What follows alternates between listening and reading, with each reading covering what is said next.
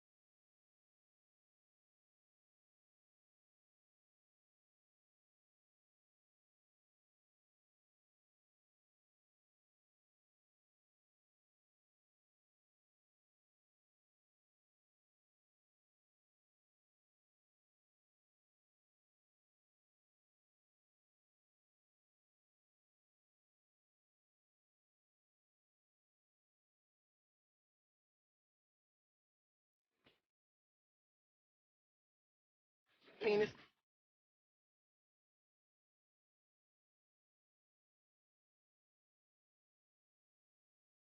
Pissed off.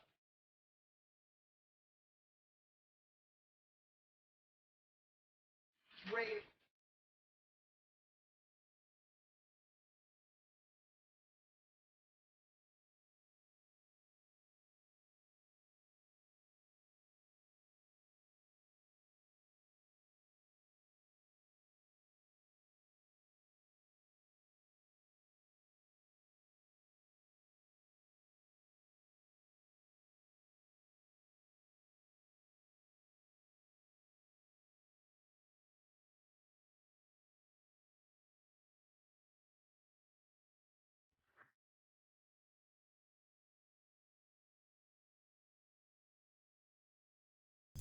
Good evening, everybody. Welcome to this very important topic-heavy stream on We've Read the Documents this evening.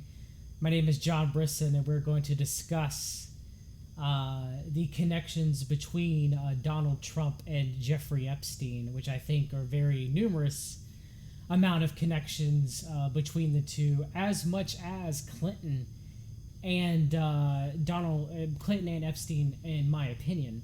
And we're going to go over that. I'm going to compile all these together because most people, they only give you certain sections. And I get it, it's difficult. It's difficult to get a cohesive narrative, and that's what we're going to try to do here this evening. Some of the publications that I'm going to be referencing from is the Maxim Golf article. I am the only one who I know has a copy of this magazine. I waited on eBay, searching lots for months to try to be able to find this specific magazine that has been scrubbed from the internet. So we will discuss that for sure this evening. I will also be quoting from James Patterson's book, Filthy Rich. And briefly, I will be alluding to the excellent book, The Assassination of Robert Maxwell, Israel's Super Spy, that Robert Maxwell worked with the Mossad. So, to our left over here, we have the Cohen-Epstein-Maxwell honeypot connections around Trump from Talpiot Talk. This World Needs This Man.blogspot.co.uk by John Swin. I have been able to verify a majority of these connections. And the reporting here seems to be legit. And that's why I wanted to put it up here so that everybody can see it and get a good idea about all the connections. Now, the Roy Cohn, Roger Stone part, I'm going to cover this a little bit later, hopefully, if I can get VISUP from VISUP.com to come, and we're going to talk about this connection together. So this will be separate from this evening. But we are going to focus more on Epstein and Trump together. We will discuss a little bit of the surrounding characters as well. Of course, I want to bring up that as much as you'll see, Zionist Mossad influence within this sphere, there is also Jesuit influence too as well. between a couple of players, and we will discuss more about that as we go on. Bill Clinton, for example, graduated from the Jesuit Institute of Georgetown University. Donald Trump went to and graduated from the Jesuit Institute Fordham University. Roger Stone comes from a Catholic background, even though he did not graduate from a Jesuit school. So you do see a combination of both the Mossad, Zionist connection, Israeli connection, and the Jesuit connection as well in relation to Jeffrey Epstein. So yes, there is a lot of information on this diagram. I definitely suggest that you go look it up on your own. I will cover more and more of this diagram as things go on. Tonight we will discuss some of these characters. A few quick things I do want to bring up is Chuck Johnson. He ran a disinfo campaign against Virginia Roberts, a victim of convicted pedophile Jeffrey Epstein. I find that extremely interesting. I am not a fan of Chuck Johnson myself. I think he is definitely working for the Council for National Policy. Cernovich, I talked about Cernovich on Jesse Spots. So I will not discuss Cernovich tonight, but I will in the future. I've done 3 streams on Alan Morton Dershowitz. I will be doing some more streams on Alan Dershowitz as well. So yes, this is a very, very, very good research map and a very good area to start with. And there is a lot of truth, a lot of things that can be backed up within this map. So where do we start? I'm going to start with a recent story that I'm going to read, and then I'm going to have a little bit of humbling, a little bit of surprise for all of y'all. What did Epstein's famous friends know and see from the Associated Press? Washington. Jeffrey Epstein has hobnobbed with some of the world's most powerful people during his jet-setting life. Future President Donald Trump called him a terrific guy, and we'll get to that. Former President Bill Clinton praised his intellect and philanthropic efforts. It was a frequent flyer aboard his private jet. Interesting enough, they didn't say 26 times on the Lolita Express, but I digress. The rest of the billionaire financier on child sex trafficking charges is raising questions about how much his high-power associates knew about the hedge fund manager's interactions with underage girls and whether they turned a blind eye to potentially illegal conduct. It's also putting new scrutiny on Label Secretary Alexander Acosta, who is a U.S. attorney for the Southern District of Florida who was involved in a 2008 secret plea deal that allowed Epstein to avoid federal charges. The White House did not respond to repeated questions Monday about when Trump was last in contact with Epstein, or if he had witnessed Epstein engage in illegal activity with underage girls. In most extensive known public comments about Epstein, Trump told New York Magazine in 2002 that he's known the financier for 15 years and praised him as a terrific guy. I'm not going to read this because we're actually going to go to that article to get an original source. Trump Organization attorney Alan Garten has since distanced Trump from Epstein, telling Politico in 2017 that Trump, quote-unquote, had no relationship with Mr. Epstein and had no knowledge whatsoever of his conduct. Asked about the charges on Sunday, Trump said, "I don't know about it." Okay, so I wanted to lay a groundwork of what's going on today in the past couple of days with Trump denying Epstein. Okay? Now, I used to be a little bit of background. I voted for Trump in 2016. I was a huge Trump supporter. And I'm going to eat a little bit of crow on this. As an investigative journalist, there's 2 things that I hold dear. One, I believe in the Bill Cooper famous saying that a person should always... you should always research. Don't take everything I say for gospel. I'm no guru. Research what I say, okay, on your own. That's number 1. Number 2, if you're wrong, admit it. I wrote this document back around Trump's election to prove that Trump had no or little connections to Jeffrey Epstein at all. And how was I wrong? Boy, was I wrong. So I'm going to read this, and I'm actually going to debunk myself. And that will actually debunk a lot of people when it comes to them saying that Trump and Epstein have no connection at all whatsoever, which they do. So this evening, we're going to go over the Maximum Golf article that is brand new. No one has ever read it before or put it out to my knowledge. The second, we're going to talk about and disprove that Trump was not involved as much as Clinton with Epstein. So those are the 2 main things that I'm going to cover tonight. Of course, with a lot more as well, but those are the 2 main things that I want to get out there. So...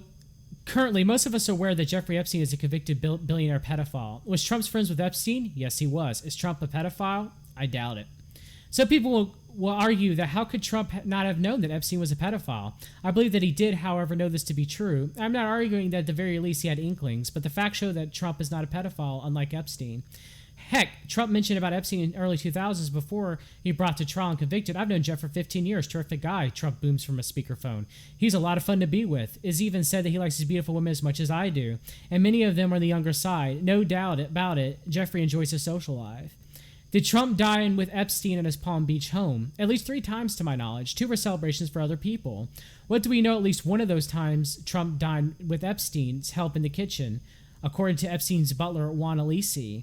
Also, when asked if Trump received, I misspelled there, any massages, which were implied to be of sexual nature, Alisi replied he did not, and he had his own spa. He has never stayed at Epstein's home. It is weird to me that a billionaire would rather dine with his help than his friend Jeffrey Epstein. I guess he did disapprove of his ways. Okay, so there is the deposition that they took of Juan Alisi. Now, one thing I went back and actually read it, and one thing I found very interesting is a part I want to read that I've heard nobody actually really come across or had mentioned it. So this is them taking the deposition of Juan Alisi. Do you know if he and Mr. Epstein were involved in any businesses together? Mr. Epstein, I never knew the business he was involved in. Okay, I want to skip a little bit to that. Here we go. Do you ever overhear Mr. Epstein talking to any people that you would consider celebrities? Yes, I knew many celebrities. Who? What celebrity did you understand that he spoke with? He spoke to it, yes. I don't know who he spoke to because I never listened to his conversations, but I saw the guests at the house that were celebrities. Who did you see at his house? Many. It was senators. It was Senator Mitchell, George Mitchell. It was Prince Andrew, and it was Princess Sarah, the wife of Andrew. Sarah Ferguson? Ferguson. And it was a couple of Mrs. Yugoslavia, Miss Germany, and I don't even know the names, but there are a lot of queens and other famous people, and I can't remember. It was very famous lawyers, and I'm sure you know Alan Dershowitz, who spent at the home a couple of times, and he slept there. Dershowitz claims he has no connection to Epstein. Other than being his lawyer, I meant like he downplays it. I guess what I meant to say is that Dershowitz downplays his relationship with Epstein, that he didn't see anything, that he's a good boy, Epstein didn't do anything wrong, and all Dershowitz claims he got is a therapeutic massage. Just bullcrap. Diane's secretary, she stayed there for a week with her kids, and we took care of her. Who else, Mr. Trump? That's a celebrity. So Mr. Trump, Donald Trump. Mr. Robert F. Kennedy Jr. When I read this, I about fell out of my chair. And then I went to do a Google search to see if anywhere this has been covered before. To my knowledge, it has not.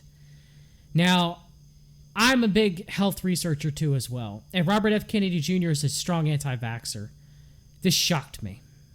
But, as we say in this business, seems about right. I guess I shouldn't have been surprised. Mr. Frederick Fekkai. Who is that? Fekkai. Frederick Fekkai, the famous hairstyler. Who else? I don't think I can remember anymore. David Copperfield, the magician? No, I never saw him. You never saw him? Now, were those the people you named were all in the house that you saw visiting the home? Yes. Also was Nobel Prize winners, I can't remember his name. It was an old gentleman. He was a Nobel Prize in chemistry, I think, or mathematics. There are a couple of these we had one time in the house, it was a reunion of very Nobel Prize winners. But I don't know. They're not famous, I guess. I can't remember their names. Very important people. Was there a dinner or a reception? I think it was a lunch. A lunch. President Clinton, did you ever? Yes. Okay. Now, let's get to actually when he talked about Trump. Here we go.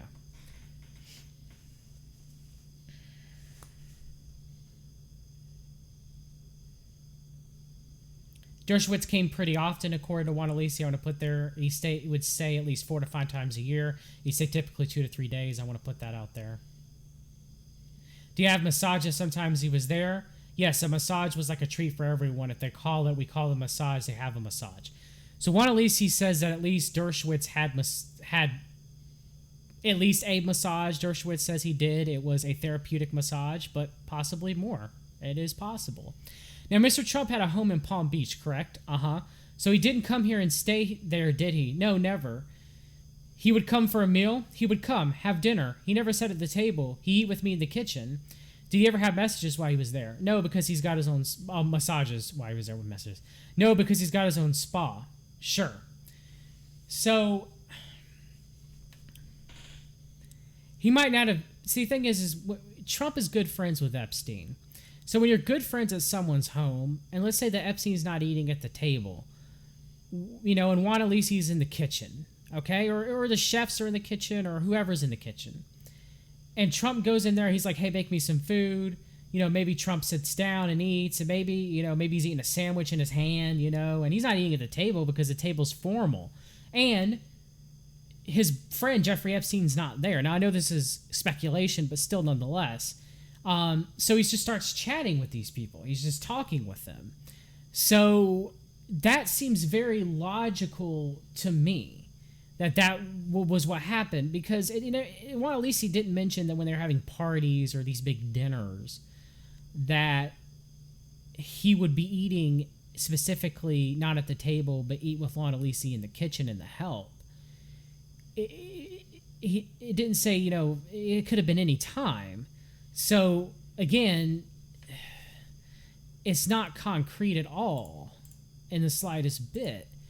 So let me go back to mine.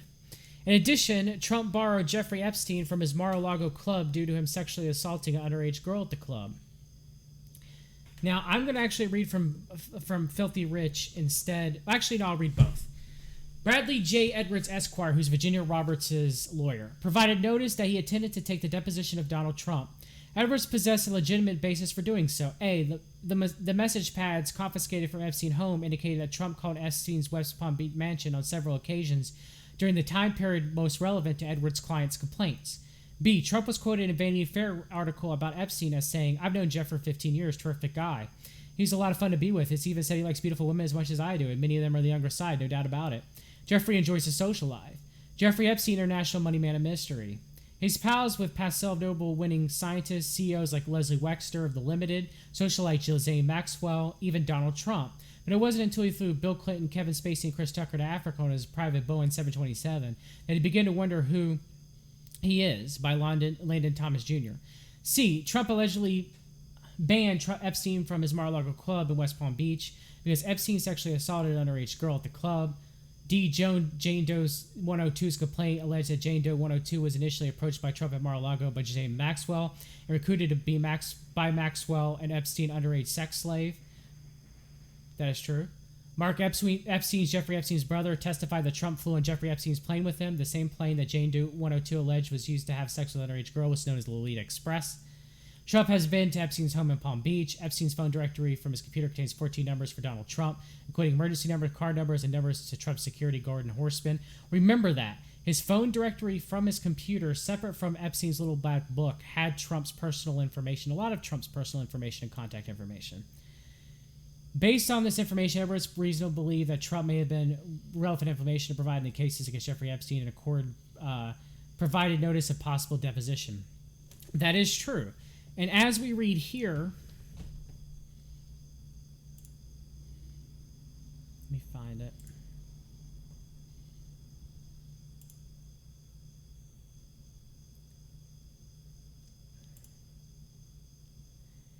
Well, okay, so that'll be later on. So Bradley Edwards would talk about how, and I'll read it in James Patterson's Filthy Rich because that's where it is as well, that Trump was forthcoming with evidence.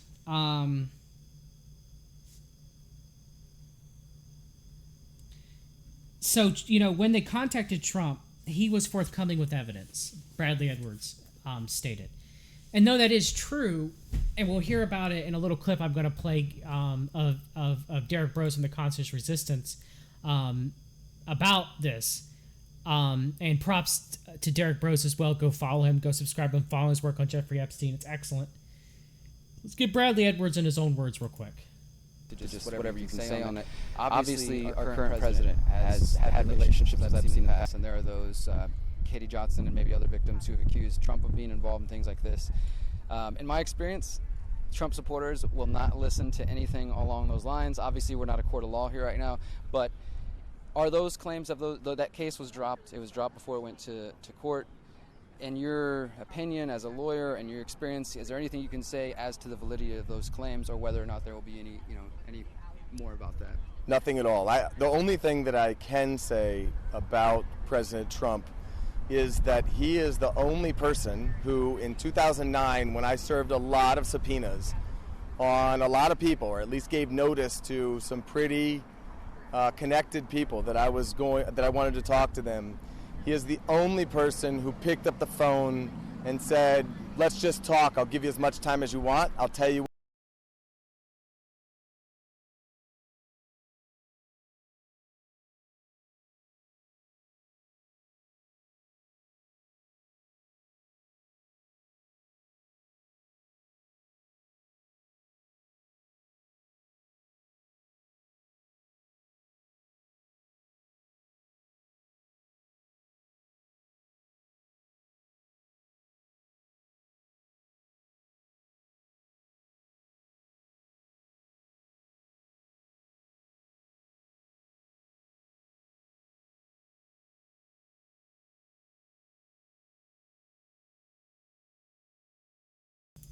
Okay, so it froze for a minute. I'll have to load it back up for a second, but I just want to state that just because Trump was forthcoming with information to Bradley Edwards does not mean that he is innocent. It doesn't. There's no presumption of innocence. There have been many guilty people who have given attorneys information, who give law enforcement information, because they themselves believe that it cannot be traced back to them. And in doing so, because of that, they will give information, thinking that they can get away scot-free. We know Trump can be very arrogant at times. He thinks that, I would assume that he thinks on this, allegedly that he thinks that he's above the law, that he won't get caught, even back then. I mean, he's a billionaire, for God's sakes. You're trying to distance yourself. Some people will try to distance themselves from Jeffrey Epstein. Other people will say, yeah, come look what I have. Look over here. Don't look over here. And I think that's what Trump was doing, in my opinion. What you need to know, and was very helpful in the information that he gave, and gave no indication whatsoever that he was involved in anything untoward whatsoever, but had good information that checked out and that helped us, and that we didn't have to take a deposition of him. And that was in 2009? That was in 2009. So, do you know if there's any truth to James Patterson's claims that Trump kicked Epstein out of Mar-a-Lago? I've definitely heard that. Yeah. I definitely heard that. I don't know that it was Trump himself as opposed to a manager there. But it's Trump's club, so yeah, people credit him. I've heard the rumor that Epstein was kicked out of there for allegedly trying to pick up somebody's daughter or something like that. But I think I did chase that down as far as I could, and never was able to confirm it. But I heard it. I'm on the same boat with that. And all right, thanks to Derek Bros. Hopefully you're okay with me playing that clip, brother. Please subscribe to the Conscious Resistance and watch Derek Bros' documentary on Jeffrey Epstein. It's very excellent work. So again, this is an unsubstantiated rumor that's in the book Dirty Rich. And remember, James Patterson, who was neighbors with Epstein, supposedly hated Epstein. He goes on in his next book, The President is Missing. He writes it with Bill Clinton and goes on a promotional tour with Bill Clinton. Even though in this book, it talks about Bill Clinton being connected to Epstein. It makes absolutely no sense at all whatsoever, in my opinion. But he goes... It cost $100,000 to join the club. Members paid $14,000 yearly in dues. And although Epstein has never properly joined the club, Trump's friendship with Ghislaine Maxwell gave Epstein unlimited use of the facilities. This arrangement ended when a member's young daughter complained to her wealthy father. While relaxing at Mar-a-Lago, she had been approached and invited out to Epstein's house. The girl said that she had gone and that Epstein had tried to get to her to undress. The girl's father had gone directly to Trump, who in no uncertain terms told Epstein that he was barred from Mar-a-Lago. Because no complaint was filed, the police had not taken the action. Many years later, a woman named Virginia Roberts would say that as a young girl, she had a dental encounter at Mar-a-Lago. Remember, majority of Epstein's girls who were sexually abused and trafficked, allegedly a lot of them in the West Palm, if it came from West Palm Beach area. There's multiple areas. You guys gotta remember, this whole thing is not just West Palm Beach. It's not just the Lolita Express. It's not just Little St. James. It's also the Lex Wexner Les Wexner's mansion in New York, where, you know, Jeffrey Epstein was just arrested from, and they knocked down the doors. Atlantic City, possibly where Trump's casino, Trump's casinos were in Atlantic City, so possibly there as well. If you look at Virginia Roberts' trafficking map, I covered it in the second video I did of Virginia Roberts Giuffre's testimony, suit against Alan Dershowitz. It's in there. So, you know, it's not, everybody always wants to focus on Lolita Express, and we're going to get to Lolita Express, and that Trump flew in the Lolita Express at least one time that we know of, possibly two. And to my knowledge, and if Derek Rose is in the chat, he can tell me, I don't think Trump ever went to Little St. James. At least there's no documentation of that. Let me rephrase that. I do think Trump did probably go to Little St. James, but there's no documentation of him going to Little St. James, to my knowledge. But he did fly on the Lolita Express one time with Jeffrey Epstein's brother, Mark Epstein, and we're going to get to that.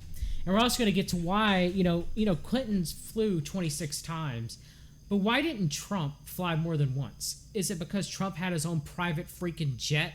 The same with Epstein, but we're going to talk about that. So, one thing that I find interesting in Filthy Rich that I don't think I've heard Derek Rose bring up yet is, if this is true, Trump only threw Epstein out, not, because it was a wealthy father, likely, who complained about it. It was someone who's got clout. That's interesting. That's very interesting. And that's something that I want to talk about. And something that I think that many people don't break up. It was someone who was rich, someone who was wealthy. They made a stink. Trump had to get rid of Epstein, supposedly because of that. But again, as we know, Bradley Edwards was not able to verify this. Derek Rose is not able to verify this quote. I'm not able to verify this quote. James Patterson did not give a reference of where this quote is. Or John Connolly or Tim Malloy, who wrote Filthy Rich. So we don't know. We don't know the truth or the validity of that claim. And I can argue that it was because of it was a wealthy socialite of Trump's club that made a stink. Okay, so Mark Epstein mentioned that Trump flew on Epstein's plane once, dubbed the Lolita Express. Granted, it was the only time Mark Epstein met Donald. Some friend, he is the Epstein family, only meeting Jeffrey's brother once. Sometimes you only meet siblings once. Or maybe Mark Epstein lied. The only time is known that he flew on the plane, it was from Florida to New York, and he mentioned there was no one else on the plane with them. And here is, it was my brother, myself, Donald, the pilot, the co-pilot. Okay, so Jeffrey Epstein was on there too as well. I don't remember what was the purpose of, Donald Trump riding on your brother's airplane. You'll have to ask Donald. I think he wanted to ride back to New York. What's your understanding of the relationship between Donald Trump and your brother? They were friends. Do you know how they met? No. When you say friends, how frequently do they associate? I have no idea. When they're in the airplane together, did they talk as they were friends? Yeah, I talked to him like he was my friend. I never met the guy. I'm a friendly guy. And, there was no girls on the plane. So, I think this pretty much covers about this deposition. The Trump-Epstein connection. That covers everything from Mark Epstein's deposition. I wanted to debunk myself. This is bullcrap. I wrote this. I do not stand by this any longer because of the new information that I have. And I am making a correction here on We've Read the Documents. As a good investigative journalist, this is bullcrap. And I hope I've stated my case, at least from this, and we're definitely going to talk about more. Okay? So here's the article from the New Yorker, Jeffrey Epstein, Man of Mystery. I've already read the quote, but I just want to show proof that it is here.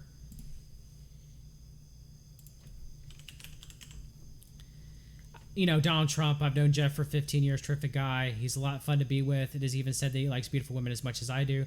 And many of them are the younger side, no doubt about it. Jeffrey enjoys his social life. So this was actually in 2002. Now, the Trump golf article that I have, this is new. This has been scrubbed off the internet to my knowledge. And I hold it up earlier. Special collector's issue, Maximum Golf. Trumped, jetting and betting with the Donald. August 2000.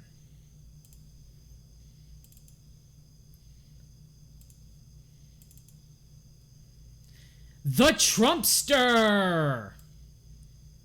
Lessons Donald Trump taught us: how to date fabulous women, take a mulligan without apology, and hurl a putter a very long way. By Michael Corcoran. Everything you need to know about Donald J. Trump, gazillionaire, artist of the deal, former presidential candidate, 5 handicapper, can be found in the rough at Trump International Golf Club in West Palm Beach, Florida. During a recent round of the ultra-exclusive $40 million layout, Trump is asked by his cartmate what kind of grass borders the fairways. "I don't know," says Trump, his lips pursed into that familiar pucker, "but whatever it is, it's the best." In a society obsessed with money and celebrities, Donald Trump is oddly a conspicuous populist hero. Those who admire him love his gutsy business style, his supremely self-assured mien, his pedal-to-the-metal pursuit of the high life, and waka waka.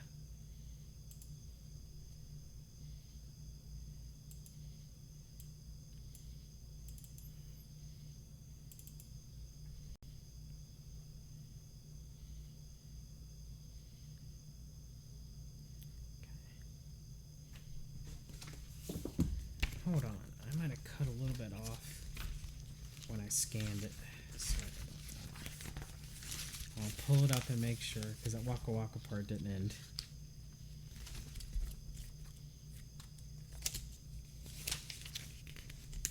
Oh yeah, it did, okay. The Fabu Bays for whom he keeps company. So many people adore the Donald, in fact, that it makes him uneasy. I'll walk in a room and people will come up and touch me. Again, he's a germaphobe. "It's a little strange," Trump confesses to cartmate. "They do it out of love, but you know, it's like being." Trump pauses. Cartmate will come up to see this happen quite often. Trump stopping mid-sentence and then veering off the subject of conversation as abruptly as a badly shaked 9-iron. "How do you like that look? Is that about as good as it get?" asked Trump, picking up not quite where he left off. "Do you mean the hole we just played?" "No," says Trump. "I mean Melania. Is that as good as it gets?" Cartmate first observed Melania Canas, Trump's current squeeze. Of course, we later married. She become first lady. When she graciously introduced herself upon boarding Trump's plane the previous evening at LaGuardia's Airport Marine Air Terminal, a part of New York City airport that is used by private aircraft, and a starting point of this odyssey. With her drop-dead figure and feline looks, Canas is a major hottie, a fact as obvious as giant gold letters that spell out Trump on the side of the black 727 airliner. No man dating this woman should give a damn what anyone thinks about her, but Trump does. He gives a damn about a lot of things that Cartmate finds peculiar in a man of his eminence. Punctuality, for instance, wearing his trademark dark blue bespoke suit and white shirt. Trump paces the aisle of his plane, tugging at his tie like an accountant at 11:30 p.m. on April 15th, which is tax day. "Never be late for someone else's plane," Trump says, his facial expression showing a mixture of annoyance and bemusement. The offending party is stuck in Friday rush hour traffic. "Come on, Jeffrey, where are you?" Trump says. He's talking about Jeffrey Epstein, another wealthy and well-known man who was traveling with Ghislaine Maxwell, the daughter of the late media baron Robert Maxwell. The couple are finally alive, Epstein wearing an orange sweatshirt and jeans, and Maxwell sporting sunglasses and fashionably tight pants. Trump brightens and gently chides them for giving their tardiness. Also on the plane are Trump's sister Elizabeth and her husband Jim Grew.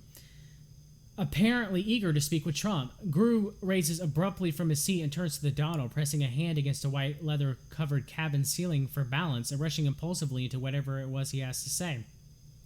"Get your hand off the ceiling, you'll stain the leather," snaps Trump, before wheeling around and ambling towards the front of the plane. Mr. Trump's traveling party is headed for the exclusive Mar-a-Lago Club, one of Trump's many property holdings in a sprawling fortress that was once private preserve of Majorie Merriweather Post, whose family made a fortune selling breakfast cereal. Upon arrival, Cartmate can see it is very un-Trump of the place. There isn't a huge sign say Trump's Mar-a-Lago on the front of it. There's a noticeable lack of anything gold-plated. The men and women who work here there are almost unassuming and gracious, and the most conspicuous item in the dinner menu is meatloaf, which, according to the server, is famous. Famous food is not to be missed, so Cartmate goes for the meatloaf. It was delicious. Trump made Chris Christie's aside. Trump made Chris Christie, CMP Chris Christie, eat meatloaf one time, and Chris Christie didn't want it. It's a pretty funny story.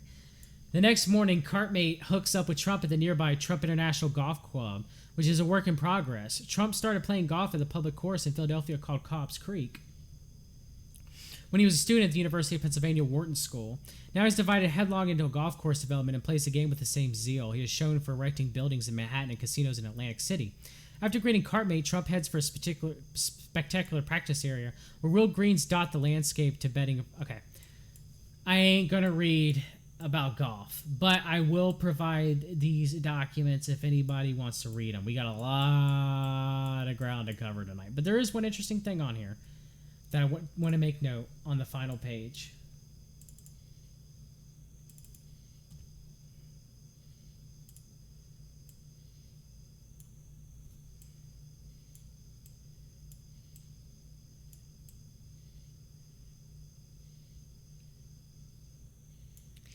Now that Cartmate and Trump are on barbed trading terms, Cartmate asks Trump en route to the next hole if it's true that the fabulous babes are all a facade to mask the fact that Trump is gay. I like to say for the record that I am not gay, announces Trump with mock seriousness. Before the day is out, Trump will say to a few people in passing, "This guy keeps asking me if I'm gay. Can you believe this guy? I just find women very vital to life, to my existence," continues Trump. Asked what he believes in pleases women in general, Trump says, "They like the most obvious thing, and if they don't like that, I don't give a F how much money you have." Now, for the final part.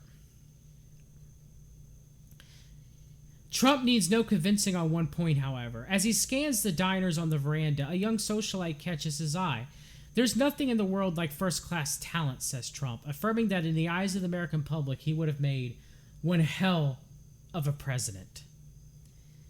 Well, the thing is the editor made the author change talent, change pussy to talent. Ground by the pussy, nothing like first-class pussy. We're going to read about that. We're going to read about that real quick. So that was the Maximum Golf article 2000, but we're going to read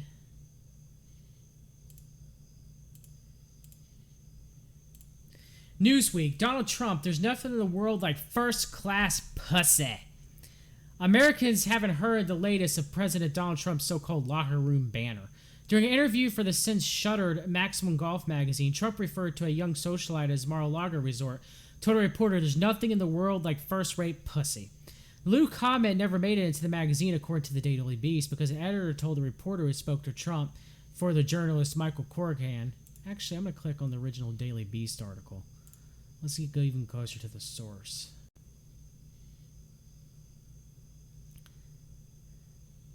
In 2000, Corcoran was a guest on Trump's 727 weekend, and he wasn't the only one. The article published in the Maximum Golf magazine notes that Trump had to wait at a maritime terminal for the now disgraced pedophile billionaire Jeffrey Epstein and his society gal pal Ghislaine Maxwell, who has since been accused by dozens of women of running around who had amounted to a sex slavery. Corcoran, who didn't know the pair at the time, remembers Trump standing in the doorway of the plane yelling to them, "You broke the cardinal rule, Jeffrey. Never be late on someone else's train."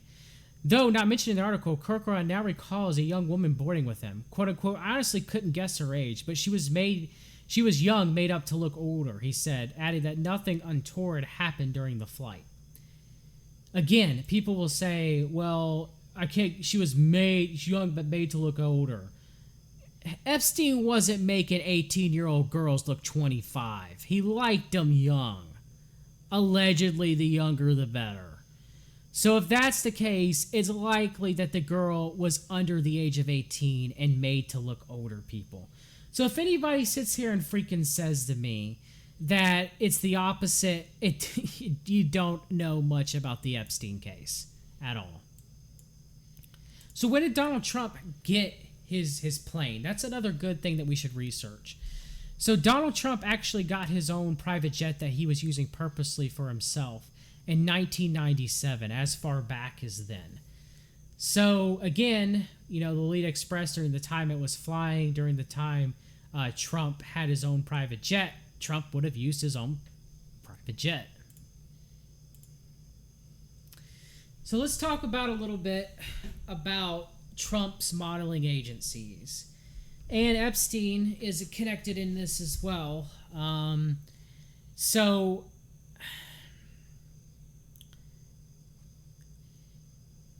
This is a very long article. It's going to take me a while to read through this. I'm going to read some of it so we can get an idea of it. There was no follow-up. Let's go to where it starts. We'll really get into it.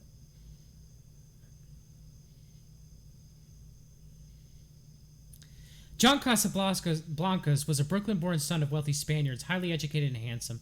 In the 1970s, he was a notorious playboy living in Milan, where he started a relationship with a professional model. His girlfriend, who he'd eventually marry, was represented by Ford Models, the #1 agency in the world at the time. Casablancas would eventually work for the company as well as one of their talent agents in Paris. Though his work in numerous romances with models, he realized that many of the women were growing restless in the low-wage, unglamorous existence they had under the stewardship of Elaine Ford, and resented the fact that they often could not afford the clothes that they were modeling. I'm going to go a little bit further than that. Paula Brecken had made alleged accusations against a photographer that worked for Casablancas. Here we go. Around this time, Donald Trump was working tirelessly to integrate himself into the Manhattan social scene with little success. That changed when he made a man who would become his mentor and close advisor, Ward Cohn. Again, this is more when I talk about with VISUP.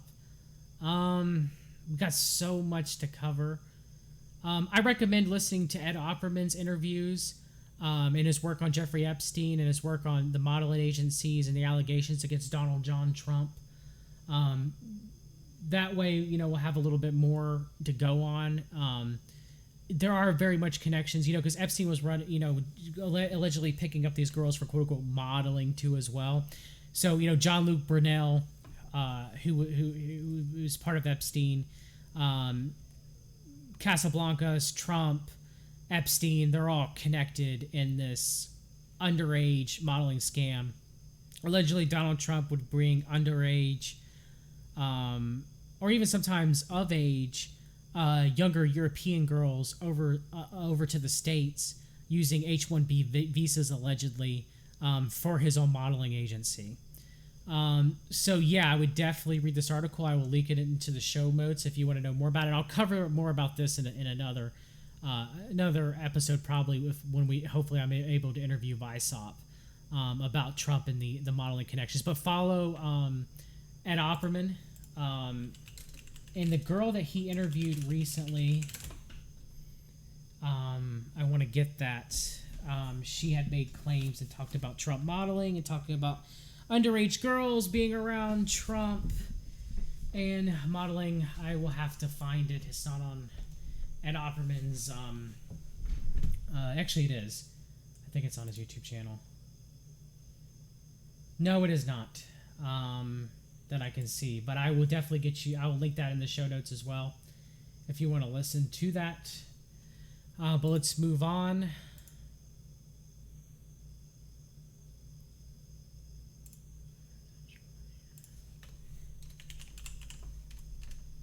that's right. Okay. That's more about Epstein of himself. Covered Derek Bros. Okay, this is the Black Book. This is Jeffrey Epstein's Black Book. Now, what's interesting of that is there are a lot of people listed on Epstein's Black Book. Now, the people I want to go over is, and I haven't seen Clinton listed in his Black Book, first of all, Bill Clinton or Hillary Clinton. If they are, let me know. I've looked through this many times. I haven't seen them, but there's so many names. Maybe I've missed them. I've tried to look at alphabetical, haven't seen them. So in here we have the numbers for Trump's brother, Robert, Trump's wife's sister-in-law, Blaine, Trump's former wife, Ivana, Ivanka Trump, Trump's daughter, and then more, Trump Management Inc., Trump, Robert Trump and Blaine Trump, more numbers for them. And of course, Chris Tucker. Everybody knows Chris Tucker's relationship. And then we have Donald Trump's organization for all the numbers for Donald Trump. His email address, his numbers to Mar-a-Lago, his numbers to Palm Beach, Florida, his security, direct emergency line, Melania's phone numbers. He has a lot of phone numbers when it comes to Trump and Trump's family. A lot of them. They were friends. They were pals. And to indicate that Trump had no idea that Jeffrey Epstein was a pedophile and was a part of this trafficking network of children and potentially blackmail similar to Craig B. Spence and the Franklin scandal in the 1980s is ludicrous, in my opinion. But let's continue. The lawsuit accusing Trump of raping a 13-year-old girl. 15 women have now gone on... I'm going to get down to actually the stuff about Katie Johnson, but we can read about it. 15 women have now gone on the record that Donald Trump sexually assaulted them. Out of all their stories, one of the most explosive and bizarre. A woman who says Trump violently raped her at an orgy when she was just 13 years old, but the horrific details of the accusation have gotten the least attention. It seems like I was going to change Wednesday when the woman who had gone by the pseudonyms Katie Johnson and Jane Doe was set to appear at the press conference at the law offices of Lisa Bloom, a high-profile civil rights attorney and TV commentator. Now, I know that Lisa Bloom is Gloria Allred's daughter, the famous Jewish feminist lawyer. Okay, I am aware, and we'll also, let's forget, too, that Gloria Allred went to the Loyola Law School, which is a Jesuit-trained law school, okay? So, there is a Jesuit connection, and there's a potential Mossad connection, possibly with Gloria Allred. So yes, I know that Lisa Bloom went to represent Katie Johnson for the later lawsuits. However, when we look at Katie Johnson's first claims that were filed within California, Lisa Bloom had nothing to do with those. Now, granted, the later video, and I'll link it on the show notes, and I won't play it because it's extremely graphic and it's 20 minutes long. It will be here forever. And they're pushing it, fair use on it, challenging fair use on anybody who's using it. The interesting question is about all this. Is Katie Johnson telling the truth? I believe mostly that she is. And I believe that she was bullied. They're afraid that they were going to dox her, that they were going to destroy her life. She was afraid. And that's why she dropped her lawsuit the final time against Trump. Now, granted, Lisa Bloom being involved with it later on at the video deposition, that is shady. But the first actual, her account that we can take in California that had nothing to do with Lisa Bloom, we should be able to take that at face value, is my belief. It's not uncommon for victims of sexual assault to want to preserve their anonymity. Okay. So I just want to lay the basic groundwork. This is Katie Johnson's original document that she filed in 2016, her complaint that Epstein and Trump had violated her civil rights. And it was later dismissed on a technicality because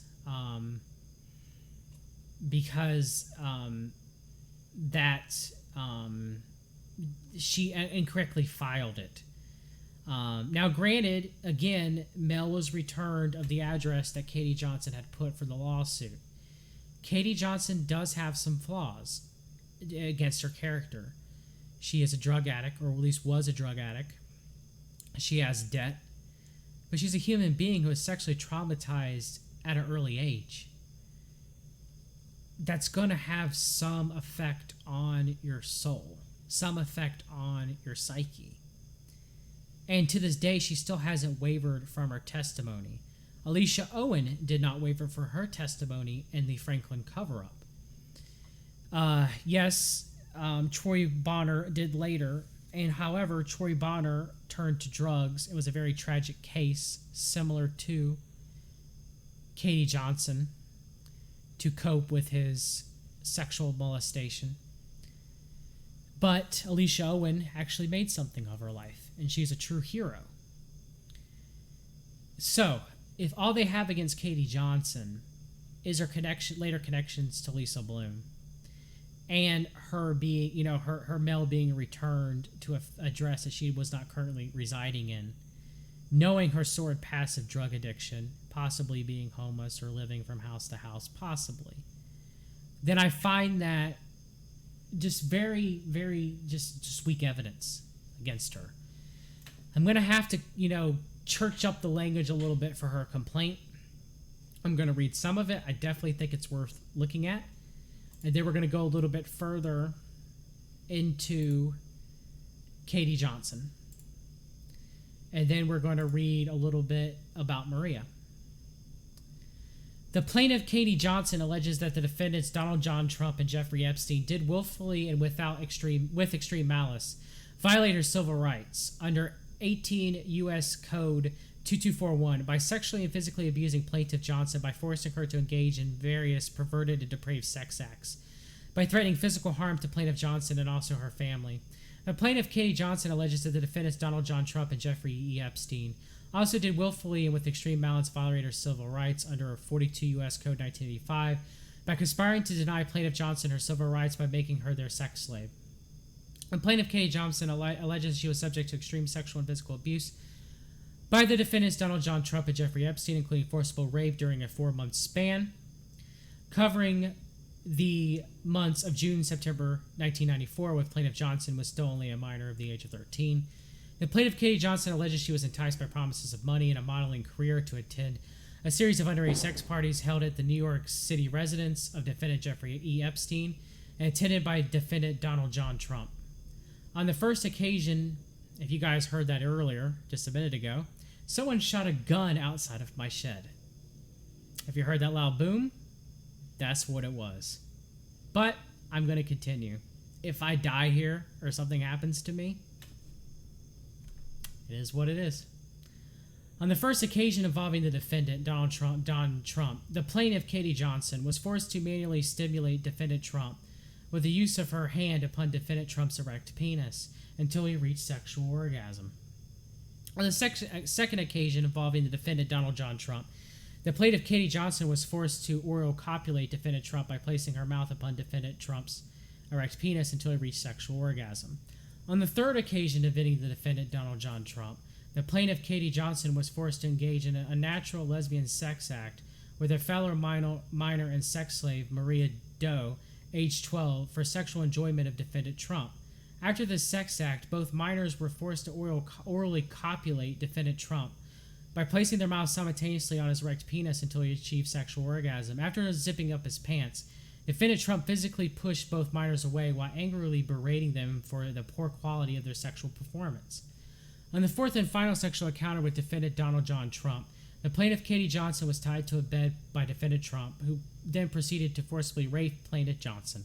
During the course of the savage sexual attack, plaintiff Johnson loudly pleaded with defendant Trump to please wear a condom. Defendant Trump responded by violently striking plaintiff Johnson in the face with his open hand and screaming that he would do whatever he wanted as he refused to wear protection. After achieving sexual orgasm, the defendant Donald John Trump put his suit back on, and when the plaintiff, Katie Johnson, in tears, asked defendant Trump what would happen if he impregnated her, defendant Trump grabbed his wallet and threw some money at her and screamed that she should use the money to get a effing abortion. Okay, the next is the Epstein stuff. Donald John Trump, I guess, was angry that they were arguing over who was going to allegedly take Katie Johnson's cherry. Trump allegedly called Epstein a Jew bastard.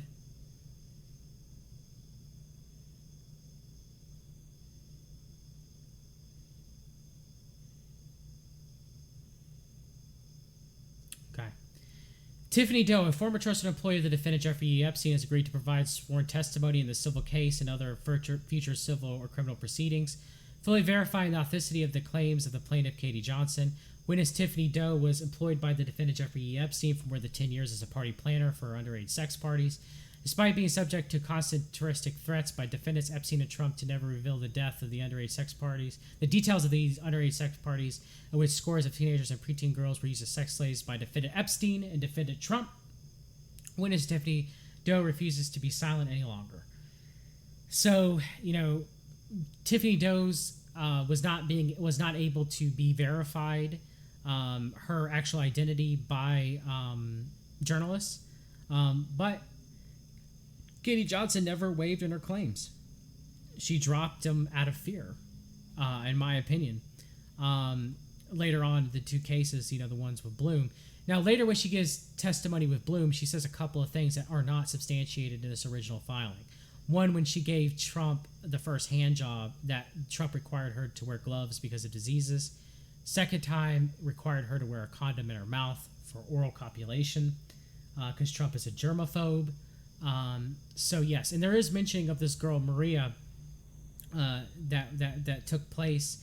The Jane Doe that was age 13. Her name is Maria, which is not a real name. You can actually, when we talk about Waterbury, you can actually Google Waterbury missing girl around the same age and find her real name. I'm not going to dox, or her alleged real name, possible real name. I'm not going to dox her, but she is out there.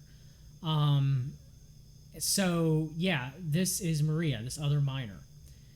So Epstein. So anyway, Radar Online interviewed Bradley Edwards, not Mark Edwards. Bradley Edwards, Virginia Roberts Giuffre's lawyer. And so they asked Virginia Roberts if they've ever heard of Katie Johnson, and Virginia Roberts said no. And people always say, well, that's true if the Trump didn't do anything. You didn't know who Katie Johnson, she didn't know who Katie Johnson is, blah, blah, blah. Well, Katie Johnson was a little bit before Virginia Giuffre Roberts, for one. Two, it happened in New York, and outside of Palm Beach. And three, Katie Johnson's not a real name. So, of course, she's never heard of Katie Johnson because it's not her real name. It was a pseudonym. So the suit was dropped. Katie Johnson felt like she was threatened.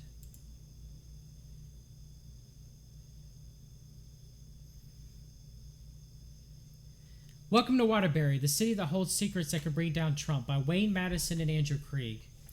A woman whom Donald Trump and Jeffrey Epstein allegedly sodomized and raped at the age of 12, along with at least one other underage girl at a Midtown Manhattan townhouse in 1994, is alive and trying to maintain obscurity from alt-right operatives who have identified her in her current residence. The Wayne Madison Report and Justice Integrity Project, revealing here for the first time the story of Maria, who is identified as such as in two 2016 federal civil lawsuits brought against Trump and Epstein by another underage victim of the pair, Katie Johnson, a.k.a. Jane Doe. The product of the month-long investigation that took us to the site of the girl's kidnapping in Waterbury, Connecticut. This information comes from confidential sources in multiple states. They've been pursuing the Maria story since the 1994 incident was first referenced in Johnson's lawsuits. Johnson dropped the suit after she became the victim of physical threats by individuals who claimed to be Trump supporters, according to her account in court records. The original tip came to Wayne Madison Report, which could report exclusively that a Waterbury girl, Maria, was a 12-year-old alleged to have been a child rape victim of Donald Trump and convicted sex offender Jeffrey Epstein, showing it right. The crimes allegedly occurred at the Midtown Manhattan mansion that owned by Epstein's friend Leslie Wexner, a billionaire retailing mogul. Maria was kidnapped on March 19, 1993, when she was 11 years old, from the front of Nash's Pizza in Waterbury. The girl's kidnappers were involved in a child trafficking ring that provided abductees to wealthy individuals like Trump and Epstein in Manhattan, according to our information. It's almost like the Franklin cover-up never ended. It just changed players, or there were more players to the game. Imagine that. January 13 and January 18 updates. The Wall Street Journal reported a hush payment just before the 2016 election to porn actress Stormy Daniels to deny an alleged affair in 2006 with the married Trump. This 2016 time period was about the time that Katie Johnson withdrew her lawsuit. Among follow-ups, the New York Daily News published a cover story focused on the alleged comment Trump made referencing his daughter. Also, the Washington Post wrote, "Why are we now only hearing a porn star tale about Trump?" Regarding the 1993 kidnapping of Maria, the Waterbury Police Department has refused to provide us with its own copy of the original police report on her abduction. It defers to Lindy Waby, the city's corporation counsel. I am not going to read this article. It's extremely long, but there's two of them, okay? And if you want to learn more about Maria in relation to Katie Johnson, you want to learn more about, her alleged disappearance and her alleged, I guess, still possibly being alive today, then you read both articles by Wayne Madison and Andrew Krieg on the Justice Integrity Project and how, Maria is real. She was, that Katie Johnson's story checks out, the ages check out, and that she participated in a threesome with Trump, allegedly, with Katie Johnson. So again, this further backs up Katie Johnson's original testimony, separate from the video that was recorded with Lisa Bloom being her lawyer then at that time. One last thing, and then I believe that we are done for this evening. And I'll read the chats and answer some questions at the end. Trump appointed the lawyer who was a prosecution in the Jeffrey Epstein case, Alexander Acosta, who gave him the sweetheart deal. Trump appointed him his Secretary of Labor. Now, labor does cover a lot of child trafficking as far as its investigative unit of trafficking and child trafficking within the United States. It's actually within the Department of Labor. Wayne Madison mentioned it in his interview with Alex Jones, and there is some truth to that. I've been able to verify that. So let's read this newest article from the Daily Caller. Of course, Tucker, Comet Pizza Ping Pong's VIP from 2 restaurant reviews before Pizzagate. But I digress. Labor Secretary Alex Acosta brokered a 2008 plea deal with pedophile Jeffrey Epstein, faces increased calls to resign. Secretary of Labor Alex Acosta is facing renewed backlash over striking a sweetheart plea deal for billionaire Jeffrey Epstein in 2008 during his time as the United States Attorney in the Southern District of Florida. Epstein is now facing a 45-year maximum sentence for child trafficking from Manhattan federal prosecutors. I don't know how he could survive this, Ellie Hongen, a CNN legal analyst, said of Acosta after the contents of the federal indictment on Epstein were released. Acosta let Epstein off with a 13-month sentence in county jail with work release privileges in 2008. His charges were reduced to 2 prosecution charges in state court. Yes, even though Epstein served a quote-unquote 3-month sentence, he was only in jail, I think it was 6 hours a day. It may have been 8 hours a day, but it's nothing. Like, rest of the time, he was released on work release, and he could go to his home in West Palm Beach, Florida. It's a joke. So he served like possibly 1/3 of that sentence time-wise, even if that. Acosta agreed to keep Epstein's plea deal secret from the victims, which was ruled illegal in 2017 by a federal judge in violation of the Crime Rights Act. So Acosta made the deal with Washington, D.C. Attorney Jay Lefkowitz, his former colleague at Kirkland and Ellis. See, the thing that ties this all together in a nice little, cute little bow is the Kirkland and Ellis thing, and I covered that about William Barr. William Barr was also formerly worked at Kirkland and Ellis in 2019, and then from 2010 until 2017, in 2009 he was. In 2010 to 2017, our current Attorney General William Barr advised corporations kind of work private practice. He rejoined Kirkland and Ellis after the Epstein defense in 2017 until he was the current Attorney General. Epstein's dream lawyer team included Kirkland and Ellis partner Jay Lefkowitz, as well as Counsel for National Policy member Kenneth Starr, Alan Dershowitz, white-collar giants Rory Black and Jared Lefcourt, and former U.S. Attorney Guy Lewis. Other people who have been part of Kirkland and Ellis include Brett Kavanaugh, Alex Azar, Trump's current Secretary of Health and Human Service, John R. Bolton, Counsel for National Policy member John R. Bolton, very strong Zionist, neoconservative, National Security Advisor under President Donald John Trump, and many more that I've covered. So, before Acosta was made,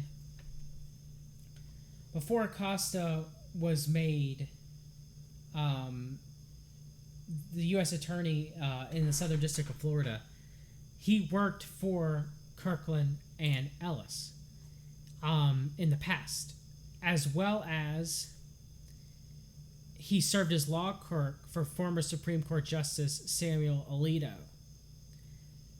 Acosta is not just a nobody. He is a somebody. And he is guilty, in my opinion, allegedly, of giving this Epstein this false sweetheart deal. And everybody says it's because Acosta was under pressure. He was under pressure. He was threatened to do it by Epstein, and he had to do it because of that. I disagree because of all of his connections and who he's friends with and who he's a part with, and because of his background. I disagree with that. I think Alexander Acosta is as dirty as they come. So, Trump, you got to drain the swamp. You have to fill the swamp, I guess. So this is a major problem with all of this. I mean, he is the attorney, prosecuting attorney for the United States Southern District of Florida, district attorney for them against Epstein. But his former partner, Kirkland and Ellis, and friend, Jay Lefkowitz, was one of Epstein's attorney, and they were the ones who met for breakfast in October 2007, according to Miami Herald. And it was a deal, it was a sweetheart deal. They were all a part of this. So the fix is in with Acosta. The fix is in. Trump had to known about this, people. If any MAGA hat wearing, again, I voted for Trump in 2016. I wish I would have voted at all at this point. But Clinton and Trump are corrupted. They're both connected to Epstein, equal, in my opinion, in their own rights. Trump appointed Alexander Acosta, and Alexander Acosta had connections with Kirkland and Ellis, this very prestigious law firm, and knew both Jay Lefkowitz and Ken Starr, who was part of Kirkland and Ellis, who were both Jeffrey Epstein's lawyers. The fix was in, people. Acosta's a piece of crap. Trump knows. It boils down to this. Trump either doesn't know anything, and he lets people pick who he puts in his cabinets. Okay, that's one. Two, Trump's forced to. He's at the behest of the world order now. He wasn't originally, he was an outsider, but now they control him, and now he's forced people to put in. Three, Trump knows darn well who majority of these people are, or at least some of them he puts into his cabinet. I think he would have known who Acosta was with his connections to Epstein. I mean, that pretty much it boils down to this. You think Trump's dumb, or do you think Trump's smart? I think Trump's smart. I think Trump knows things. I think Trump might pay a little bit lower IQ, and is represented, on Twitter. It might be represented as a little bit of a lower IQ by the world order, by the fourth column, by liberal pundits and liberal reporters. And I don't think Trump's dumb. I think Trump's smart, and I think Trump knows exactly who the heck Alexander Acosta is. And the fourth, which is the most ludicrous theory in my opinion, is the Q theory, that he appointed Alexander Acosta so that during Alexander Acosta's vetting by the Senate for his approval, it would come out about Epstein and be connected to Clinton. Well, that didn't happen. That barely happened. No, it ain't happened. And it's better to have these people that, Trump fill his cabinet with, whether it's Bolton, whether it's J. Kenneth Blackwell, the election integrity, all these people. It's because Trump has dirt on them, because Trump's playing 5D chess. And since he can control them, then that's why. He's got dirt on Alexander Acosta. He knows that he's done the sweetheart deal, and he's coming after him. And Trump's going after those pedos. He's going to bring down Clinton. He's going to bring down Epstein. Trump's the hero. It's bull crap, people. Bull crap. So it's either two things, in my opinion. One, Trump's dumb, and the Council for National Policy, among others, pick his cabinet members. Many of them are CNP and of themselves, or have connections to the Council for National Policy. Or two, Trump does have a say in who he picks for his cabinet members to some degree, and he wanted Acosta in to give him something to, hey, hush your mouth. Here's a little bit of a hush. Don't mention my involvement. Keep Epstein. Here's a hush. So that leads us to why this is going on today. Why is Epstein arrested today? I don't know. I really don't know. I will say this, however. It isn't this right left paradigm bull crap If you're on the left, you're just going to talk about Trump's connections to Jeffrey Epstein. You're not going to talk about Clinton's. You're not going to talk about Bill Clinton flying on the Lolita Express 26 times, Hillary Clinton flying less than 10. You're not going to talk about Jeffrey Epstein having a role in the foundation of the foundation of the Clinton Foundation, development of the Clinton Foundation. You're not going to mention any of that at all. You're not going to mention any of those connections. And trust me, I'm not saying that Clinton is not involved in this, people. He is involved in this. The Clintons are knee deep involved in this. However, the right-leaning media, and even the truther media, Alex Jones, Mike Cernovich, Jack Pisabic, Ali Alexander, none of them are going to tell you that Trump is just as involved with Epstein. Just as involved as the Clintons. Because of this left-right paradigm, rah, go team bullcrap. Well, I am to tell you that I'm against the left-right paradigm. And I see through the lies. Because, yeah, I voted for Trump in 2016. I was blinded by the Council for National Policy. I didn't know they existed. And once I knew that they did, and once I learned that it's all compartmentalized at the top, Josh Reeves helped me learn that. And through my own research as well, I learned that. I came to the conclusion that it's bullcrap. You need to find someone who's speaking truth to power. You need to research this on your own. You need to read the documents. I'll link the documents. Read them. If I'm wrong, tell me I'm wrong. Show me where I'm wrong, and I will admit it. I did earlier. On Jesse Spots and Matthew Norris' stream, I said that Mike Cernovich was directly Alan Dershowitz's lawyer. He was not. Granted, he is supposedly legal counsel to Dershowitz and vice versa for the unsealing of the Virginia Robert Screwfree records and the Jane Doe records in the Epstein case. They did provide legal counsel to each other, in my opinion, and based off of the evidence that we have. I believe that to be true. And Alan Dershowitz was Mike Cernovich's mentor. There. I admitted that I was wrong. And it's important. Because an investigative journalist, if I get something wrong, let me know. If I'm wrong, email me. We've read the documents at protonmail.com.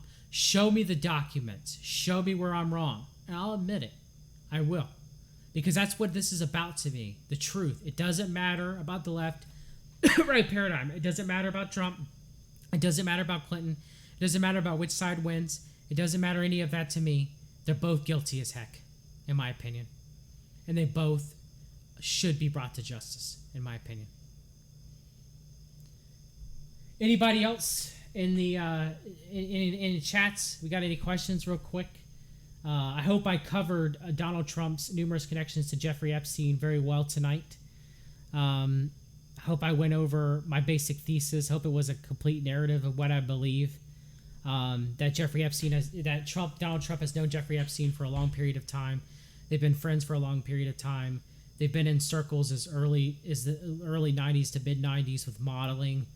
That Trump is connected to Epstein as much as Clinton, and that I've disproved any of the things where people have said that is not the case. That I've shown sufficient evidence to argue my case that they are connected. Take your blinders off, people, for a moment, please. I beg of you. I am a conservative in my beliefs.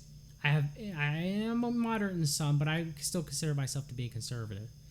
And it angers me what the Council for National Policy has done to conservatism. It's a lie. So if you're wearing your MAGA hat tonight, if you're wagging that flag, you followed Q, and you believe Trump is going after those pedophiles. Research the Council for National Policy of your own. Research the work of Josh Reeves on your own. Get back to me. Prove to me where I am wrong. Prove to me that Trump does not have any relation to Epstein. I will look at the documents. I might tell you, hey, I think you're wrong, and this is why. I might tell you you're right and make an addendum to this video. But prove it to me. Research on your own. That's important. Anybody can think of? Any questions in the chat? Let's scroll up the chat real quick to see if I can answer anything. I want to thank Epic Journeyman for joining tonight. I want to thank Boneless Rocker for joining tonight. I want to thank Scan Amal for joining us tonight. I want to thank Billy Ray Valentine, the infamous Billy Ray Valentine. Go follow The Infinite Fringe. Billy Ray Valentine asked on Donald Jeffrey's show Ron Paul directly if he's part of the Council for National Policy. Go listen to it. I won't give the answer to that, but it's something, I'll tell you that much. I want to thank Suzanne, just a guy. I want to thank everyone who joined us tonight. Hopefully got a little bit closer to the truth.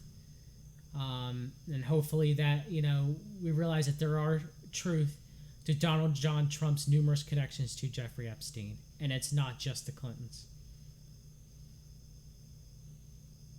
Well, that seems about it. I'll be in chat a little bit afterwards. But I'm going to go ahead and end the live stream now. Thank you, everyone. And continue, Derek Bros, Conscious Resistance, follow him.